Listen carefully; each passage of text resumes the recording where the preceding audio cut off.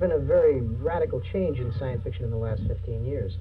That's why many of us who write what has been called science fiction resent the categorization. I don't write science fiction.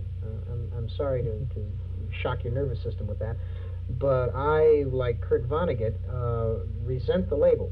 Science fiction is a term that means to most people either the pudding that ate Detroit or Buck Rogers, and I write neither of those.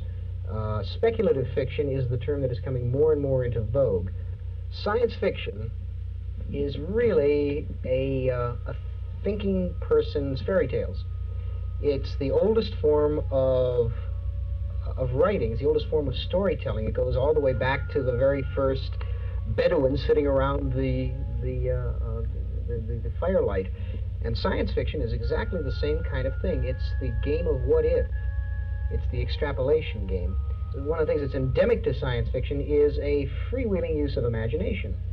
You see, in the visual media, they're about 25 years behind us.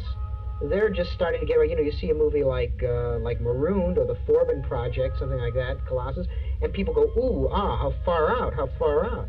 Man, we were doing that in 1926. But the best of science fiction is easily as good as the best of any kind of contemporary fiction. Then what? There are differences, right? There are, besides the fact that many science fiction writers aren't very good as writers. Aren't or are? Aren't very good as writers. I mean, most writers aren't very good. Yeah, right. Of course. I mean, when, you know, you take any genre of fiction, whether it's bestsellers, they run all the way from Nabokov, who's brilliant, to Jacqueline Suzanne, who couldn't write her way out of a pay toilet. The things that we're doing in this field explore dreams that have never been dreamed before.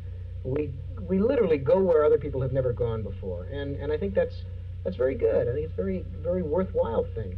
All right, to get serious for a moment. What do you think, I've been clowning up to now? Why don't you relate for us July the 4th, an American independence to science fiction? A little exercise in creativity here. Let me think. Well, if I were Ray Bradbury, I would say the rocket ships went up like firecrackers and exploded, right? And if I were Clifford Simak, who does kind of Huckleberry Finn on Mars stories, I could talk about the 4th of July on Mars.